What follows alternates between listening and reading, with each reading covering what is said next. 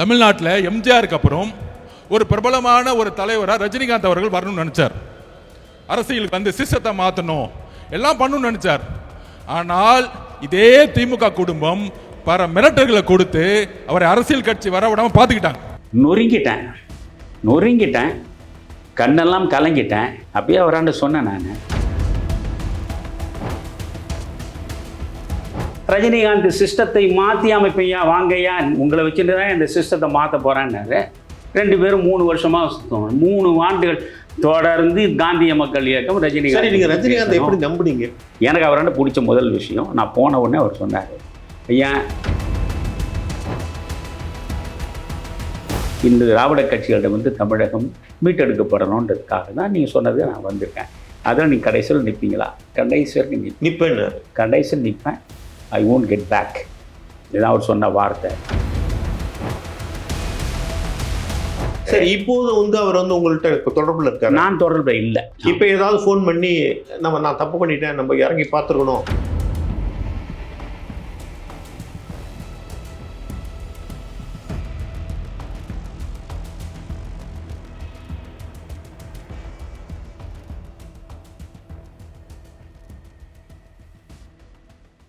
வணக்கம் தமிழர் மணியன் அவர்களே. வணக்கம் சந்திரசேகரன். நீண்ட இடைவெளிக்கு பிறகு நேரில் சந்திப்பதில் ரொம்ப மகிழ்ச்சி. மணியன் சார், ஒன்னேன்னு கேட்குறேன், கோச் கூடாது நீங்க.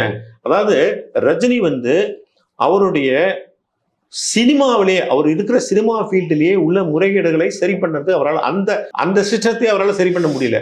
சினிமாவிலேயே அவரால் தன்னுடைய சிஸ்டத்தை சரி பண்ண முடியாதவர் அரசியல் எப்படி பண்ண முடியும் இவரால்? அதாவது எத்த தின்னா பித்தம் தீரோன்னு ஒரு பழமொழி உண்டு, தெரியுமா சந்திரசேகரன்? உண்டு. அதனால எனக்கு வந்து ஒரு மாற்று அரசியல் வரணும். இப்போ என்னிடம் வந்து ஒரு மனிதர், தமிழ்நாடு மட்டும் இல்லை உலகம் பூராவும் உள்ள தமிழர்கள் கொண்டாடுகிற ஒரு கலைஞராக இருக்கார் ரஜினிகாந்த். இல்லை, இவ்வளவு ஞானம் உள்ளவர் எப்படி நம்புனீங்க? அதை தான் சொல்றேன். வார்த்தைகளை வைத்துக் கொண்டுதான் மனிதர்களை பார்க்க முடியும். சரி, ஒன்னே சொல்லட்டுமா? உள்ளுக்குள் ஊடுருவி செல்ல முடியாது. ஒன்னே சொல்லட்டுமா? அண்ணாத்தைன்னு ஒரு படம் வருது. அந்த அண்ணாத்தை படத்தோட ப்ரொடியூசர் யாருன்னா கலாநிதிமாறன், திமுக குடும்பம். அந்த படத்துல நடிச்சுக்கிட்டு இவர் வந்து அந்த சிஸ்டத்தை ஒழிக்க போறேங்கிறாரு. என்ன காமெடி இது? இதை யோசிக்க இதெல்லாம் வந்து நீங்க ஒரு விஷயம், உங்களுக்கு ரஜினிகாந்தை சந்திச்சு பேட்டி எடுக்க நேரம் விட்ட, அவர் பேட்டி கொடுக்கலன்றதுக்காக இப்ப என்னன்னு பேசிருக்கீங்க? இல்ல இவர் எப்படி சிஸ்டம்? நீங்க நேரா ரஜினிகாந்த் போங்க சார். சார் என்ன பொறுத்த வரைக்கும் எந்த சிஸ்டத்தை சரி பண்ண போறேன்னு சொல்றாரோ அந்த சிஸ்டத்தை சேர்ந்தவர்கிட்டே போய் இவர் வந்து படத்துல நடிச்சு என்னிடம் வந்து சார் வருந்தி என்ன கூப்பிடுறாரு. ஐயா முதல்ல வந்து அவர் ஒரு நண்பரை அனுப்புறாரு, நான் சொல்லி அனுப்பிடுறேன். ஐயா 20 ஆண்டு காலமாக அவர் அப்படி தான் சொல்லின்னு இருக்காரு. அதனால் வந்து எனக்கு அதில் நம்பிக்கை வரல, நீங்கள் போயிட்டு வாங்கன்ட்டேன். மறுநாள் அவரே தொலைபேசியில் தொடர்பு கொண்டு பேசுகிறாரு. ஐயா நிச்சயமாக நான் வந்து அரசியல் கட்சி தொடங்க போகிறேன், மாற்று அரசியல் உருவாக்கணும், நீங்கள் தான் சொல்லிகிட்டே இருக்கீங்க, சிஸ்டம் கெட்டு கிடக்கு, அந்த கெட்டு கிடக்கிற சிஸ்டத்தை உங்களோடு சேர்ந்து நான் சரிப்படுத்தணும்னு நினைக்கிறேன், நான் உங்கள் வீட்டுக்கு வரட்டுமான்னு கேட்குறாரு. நான் சொல்கிறேன், நான் ஒரு வாடகை வீட்டில், சாதாரண வீட்டில் இருக்கேன், என்னை தேடி நீங்கள் வந்தீங்கன்னா அது ஒரு பெரிய கரகட மாதிரியான ஒரு பரபரப்பு உருவாகும், வேண்டாம், நானே வந்து உங்களை பார்க்குறேன், என்ன தான் நீங்கள் சொல்கிறீங்க தெரிஞ்சிக்க தான் போனேன். போய் முதல்ல அவர் என்ன பார்த்து கேட்குற பொழுதே இதெல்லாம் நான் சொல்லி அழுது போயிட்டேன். இனி ரஜினியை பற்றி பேசக்கூடாதுன்னு நான் நினச்சிருக்கேன். ஆனால் வரும்போது அதை தான் கேட்குறீங்க, சுருக்கமாக பேசுகிறேன். அதை தான் நான் போன முதல் பேச்சிலேயே எனக்கு அவராண்ட பிடிச்ச முதல் விஷயம், நான் போன உடனே அவர் சொன்னார், ஐயா நான் முதலமைச்சராகத்துக்கு இந்த கட்சி தொடங்கலை. நான் சொன்னேன், நான் முதலமைச்சராகும் நோக்கத்திலும் உங்களிடம் வரலை, எனக்கு எம்எல்ஏ ஆகணும், எம்பி ஆகணும், உங்களை வச்சு உயரணுன்ற ஆசை எனக்கு இல்லை. எனக்கு வேண்டியது மாற்று அரசியல். இந்த திராவிட கட்சிகளிடம் வந்து தமிழகம் மீட்டெடுக்கப்படணுன்றதுக்காக தான் நீங்கள் சொன்னது நான் வந்திருக்கேன். அதில் நீங்கள் கடைசியில் நிற்பீங்களா? கடைசியில் நிற்பேன். ஐ won't get back. இதுதான் அவர் சொன்ன வார்த்தைகளை தான் மனிதன் பிடிச்சிக்க முடியும். சரி, ரொம்ப காலமாக இப்படி தானே பண்ணிட்டு இருக்காரு. எனக்கு சார் என்ன வந்து ஒரு மனிதன் வந்து உண்மையா பொலிட்டிக்கலாக என்னை விட நீங்கள் 100 மடங்கு அழகாக ஜட்ஜ் பண்ணக்கூடியவர் நீங்கள். ரைட்டு. அவர் ஒரு எஸ்கேபிஸ்ட்டுங்கன்னு உங்களுக்கு தெரியும். எஸ்கேபிஸ்ட்டுன்றது வந்து தெரிஞ்சாலும் ஒரு கட்டத்தில் அதையெல்லாம் விட்டுட்டு நாம் உண்மையிலேயே நமக்கு இவ்வளவு தூரம் செய்த இந்த தமிழ்நாட்டு மக்களுக்கு நாம் நன்றி கடன் ஆற்ற வேண்டும் என்று நினைத்து அந்த நன்றி கடனை அரசியல் ரீதியாக நாம் செய்து முடிப்போம் என்று ஒருவர் மனம் யோசித்து வந்தால் அதை நாம் சந்தேகிக்கிறதுக்கு வாய்ப்பு இல்லையே. அதுதான் நிகழ்ந்தது. 3 ஆண்டு காலம் அதுக்காக செய்த வேலைகள், நாம் எடுத்துக்கொண்ட சிரமங்கள், அதெல்லாம் 1000 பிரச்சனைங்க. சரி விட்டுடுவோம். சரி விட்டுருவோம். சரி, அவர் போயிட்டாரு. சரி, இப்போது வந்து அவர் வந்து உங்கள்கிட்ட தொடர்புல இருக்காரு? நான் தொடர்புல இல்ல. 2க்கும் வித்தியாசம் இருக்கு. ஆமா. இப்ப ஏதாவது ஃபோன் பண்ணி நான் தப்பு பண்ணிட்டேன், நம்ம இறங்கி பார்த்துருக்கணும், அது வாய்ப்பே கிடையாது. கறந்த பால் மடிபுகா என்பது போலத்தான். அது முடிந்து போன கதை. பழைய காளிமுத்து டைலாக். அது காளிமுத்து சொந்தமானதா? அது ஒரு அற்புதமான இலக்கிய வரி. அது அவர் இலக்கியம் படிச்சவர், அதனால தான் சொல்றாரு. அவரு கருவாடு மீனாக. ஆமா, அது கருவாடு மீனாக அது அவர் சேர்த்துக்கினது. கறந்த பால் மடிபுகா என்பது இலக்கிய வரி. எனக்கு என்ன ஒரு ஆச்சரியம்னா, நீங்க காங்கிரஸ்ல உங்க வாழ்க்கையை தொடங்கி காங்கிரஸ், தமிழ் மாநில காங்கிரஸ், லோக் சக்தி, ஜனதாதள், அப்படி ஒரு ரவுண்டு சுத்தி வரீங்க. எந்த ரவுண்டு சுத்தினா நல்லா கவனிக்கணும். இப்போதான் நீங்கள் இதைத்தான் எல்லாரும் சொல்லுவாங்க. ஏன்னா தமிழறிமணியனை பற்றி இந்த ஒரு 75 வயது வரலாம் துருவி துருவி துருவி பார்த்தாலும் எந்த பலவீனத்தையும் எந்த பழியும் சுமத்த முடியாதால சொல்றேன். இந்த கட்சி சொல்லுவோம். ஆனா ஒண்ணு புரியுதா உங்களுக்கு? நான் வந்து ஒரு சாதாரண முடிக்கும்போது உங்களுக்கு பெட்டரா போறோம். இப்படி நீங்க சுத்தி வரீங்கல்ல, சித்தர்கள் வந்து ஞானத்தை தேடி அலைவாங்க இல்லையா? அது மாதிரி எதை தேடி நீங்க அலையறீங்க? மக்கள் நலனை தேடி. மக்கள் நலனுக்கு உரிய நல்ல அரசியல் மலராதா என்ற ஏக்கத்தோடு தேடி தேடி அலைகிறேன். இதுதான். ஆனால் அங்கேயும் நீங்கள் பார்க்கணும், ஒரே ஒரு நாள் நான் திமுகவில் இருந்திருப்பேனா, அதிமுகவில் இருந்திருப்பேனா, இல்லை மதிமுகவில் இருந்திருப்பேனா, தேமுதிக இருந்திருப்பேனா, பாமக இருந்திருப்பேனா? அதாவது யோசிக்கணும். ஒன்று வளர்ந்த கட்சிகள் அல்லது வலிமையான கட்சிகள் ஏதாவது இருந்திருப்பேனா? கிடையாது. கழுத தேஞ்சி கட்டெரும்பு ஆனா மாதிரி இருக்கிற கட்சிகளுக்குள்ளேயே தான் அது அத்தனையுமே ஜனதா பரிவாரம். நீங்க லோக்தள் சொன்னாலும் சரி, லோக் சக்தி, காங்கிரஸ்ல இருந்து தான் ஜனதாவே. இந்த ஒரு பரிவாரத்துக்குள்ளேயே தான் நான் உழண்டுகிட்டு இருக்கேன். இதை விட்டுட்டு நான் வெளியே போயிருந்தேன்னா நானும் சோரம் போனவனாக தான் இருந்திருப்பேன். புரியுதுங்களா? திமுகவில் நான் போயிருந்தா என்னோட உயரம் வேற. துரைமுருகன் மாநில கல்லூரியில் MA படிக்கும்போது தான் நான் BSc முதலாண்டு படிக்கிறேன். புரியுதுங்களா?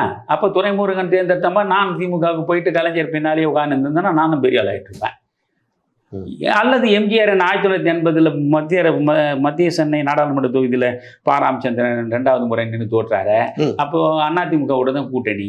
அப்போ எங்கள் ஜனதா மேடையில் நான் பேசின அந்த பேச்சு முழுவதையும் டேப்பில் கேட்டுட்டு அன்னைக்கு இந்த டெக்ஸ்ட் புக் சொசைட்டி சேர்மனாக இருந்த கோடையடி குமார், கோடம்பாக்கம் குமார், ஆமாம், அவரை என் வீட்டுக்கு அனுப்பி நான் மணியனை கையோடு அழைச்சிடுவாங்க, நான் பார்க்கணும்.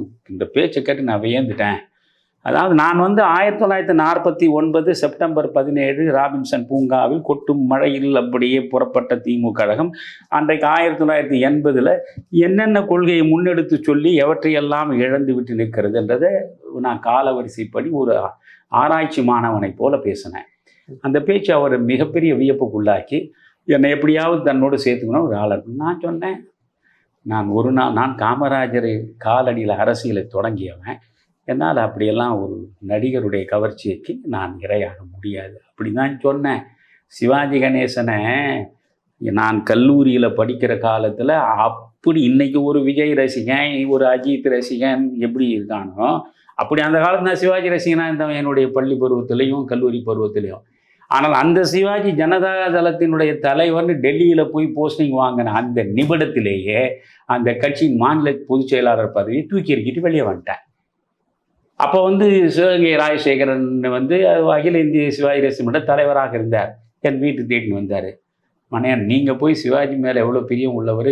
நான் சொன்னேன், எழுதி கொடுக்குற வசனங்களை அற்புதமான உடல் மொழியில் முகபாவங்களில் வெளிப்படுத்தக்கூடிய ஆற்றல் வாய்ந்த நடிகர்னு எத்தனை மணி நேரம் வேணால் பேச சொல்லுங்க, ஒரு படமாக பேசுவேன். ஆனால் அவர் எழுதி கொடுத்ததை படிப்பவர் தான். அவருக்கு அரசியல் பெருசாக தெரியாது, அவர் ஒரு அப்பாவி. அதனால் அவரால் இந்த ஜனதா தளத்துக்கு வீட்டுருவாக்கம் தர முடியாது. ஒரு நடிகர் பின்னால் நான் வரமாட்டேன்.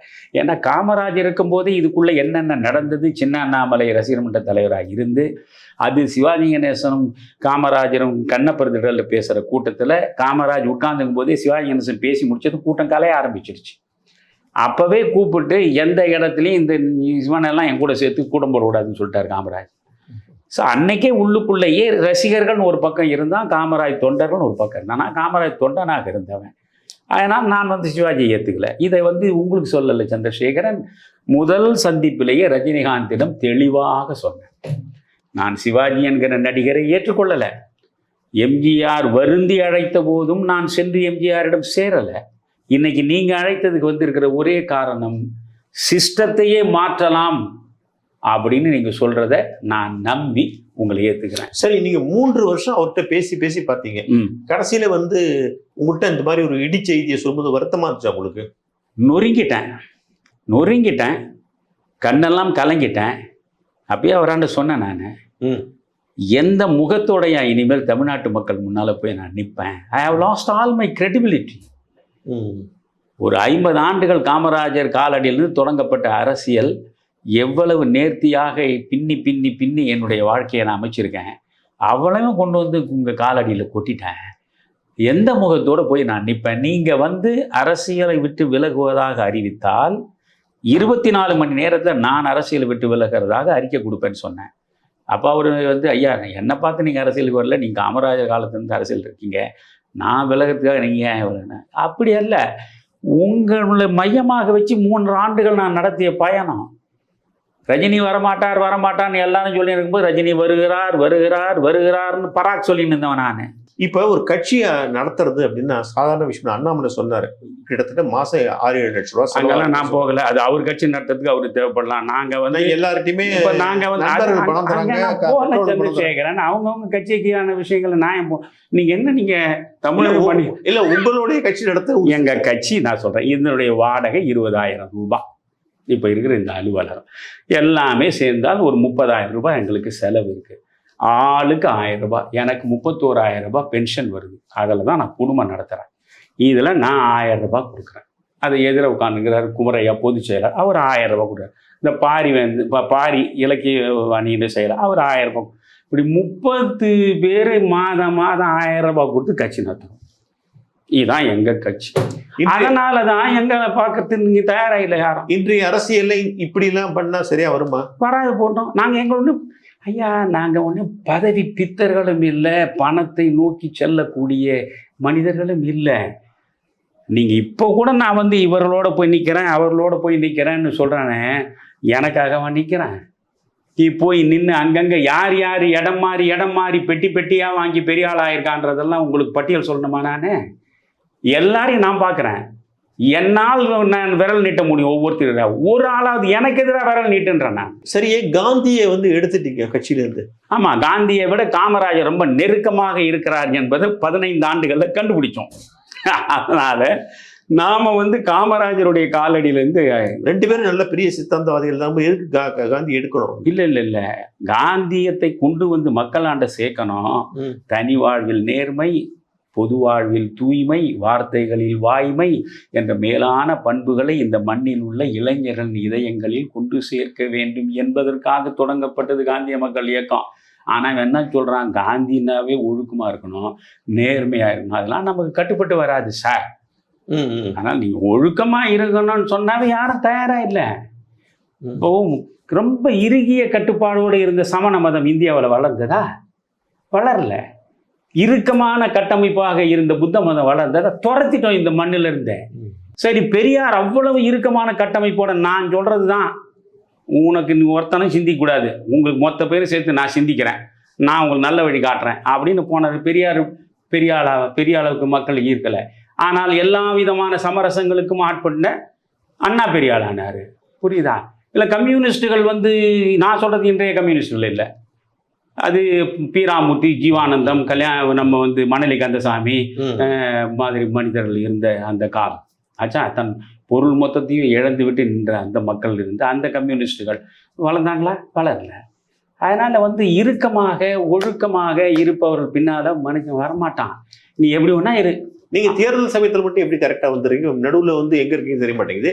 எலெக்ஷன் நேரத்துல கரெக்டா இருக்கீங்க. ஆமா, ஒரு தேர்தல் நேரத்திலும் என்ன செய்யணும் என்பதை மக்களுக்காக சிந்தித்து நான் சொல்வதை என் கடமையாக வைத்துக் கொண்டிருக்கிறேன்.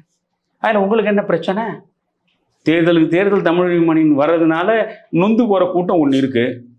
ஏன்னா இவன் வந்து உண்மைகளை தெளிவாகவும் வலிமையாகவும் எடுத்துரைக்கக்கூடியவன். இவன் எந்த பக்கம் நின்று சொன்னாலும் அந்த பக்கத்தின் நியாயங்கள் மிகச்சரியாக வெளிப்படும். அதனால் இவனை பேச விடக்கூடாது, இவனை செயற்பட விடக்கூடாது. நான் வந்து அரசியலை வேண்டாம்னு சொன்ன பிறகு ஒரு யோகியன் ஒரு நல்லவன், ஒரு நேர்மையாளன் வேணான்னு போயிட்டானே, இருக்கிற ஒருத்தனும் போயிட்டானே. ஆமா, நீங்க அப்படித்தானே சொன்னீங்க. ஆமா, அதான் 2020 எவனாவது கண்ணீரை விட்டான், ஐயோ ஒரு யோகியர் போயிட்டாருன்னு கண்ணீரை விட்டான். போனானா ரொம்ப மகிழ்ச்சி இல்ல, இல்லை. அவன் கண்ணீர் விட்டுட்டோம். உங்களுக்கு ஒரு கன்விக்ஷன் வேண்டாமா? ஏன், என்ன கன்விக்ஷனு? நாம ஒரு முடிவு எடுத்துட்டோம். ஆமா, கண்ணதாசனோட போய் வருகிறேன்னா நான் போகிறேன் அப்படின்னு நீங்க சொன்னீங்க. அதே வார்த்தையை சொன்னீங்க. சொன்னேன். அப்ப வந்து நீங்க ஒரு முடிவு எடுக்கிறீங்க. யாரும் கண்ணீர் நான் கடவுள் மாதிரி நினைக்கிற ஜெயபிரகாஷ் நாராயணனை தேர்தல் அரசியலே வேண்டாம்னு சொல்லிட்டு 52 நடந்த தேர்தலுக்கு பிறகு போயிட்டு சர்வோதய இயக்கத்தில் ஈடுபட்டவர். பிறகு எதுக்காக 70களில் வந்தார் அரசியலுக்கு? ஏன் வந்தார்? அவர் வரலாம், மணின்னு வரக்கூடாதா? I have answer for all questions. புரியுதுங்களா? தேங்க்யூ. தேங்க்யூ. உங்களுடைய நல்ல முயற்சி வெற்றி பெற வாழ்த்துக்கிறோம். நன்றி. வணக்கம். வணக்கம் சந்திரசேகர்.